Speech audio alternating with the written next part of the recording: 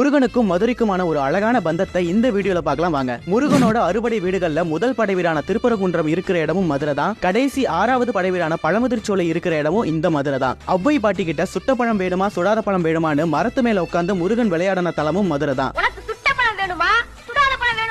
இப்போ வரைக்கும் அழகர் மலை பழமுதிர்ச்சோலைக்கு போற வழியில இந்த மரம் இருக்கிறதா நம்பப்படுது. அங்க அதுக்கான ஒரு போர்டும் வச்சிருக்காங்க. சிவனுக்கு மட்டும் இல்லைங்க, அவரோட பையன் முருகனுக்கும் கல்யாணம் நடந்த இடம் இந்த மதுரை தான். போர்ல வெற்றி பெற்ற முருகனுக்கு இந்திரன் மகள் தெய்வானியை கல்யாணம் செஞ்சு வைக்க முடிவு பண்ணி சிவபெருமான் தன்னோட கல்யாணம் நடந்த அதே மதுரையில தான் தன்னோட மகனுக்கும் கல்யாணம் நடக்கணும்னு திருப்பரங்குன்றத்துல முருகனுக்கும் தெய்வானைக்கும் கல்யாணத்தை நடத்தினாரு. அதனாலதான் திருப்பரங்குன்றத்துல முருகன் தெய்வானையோட திருமண கோலத்துல காட்சி தராரு.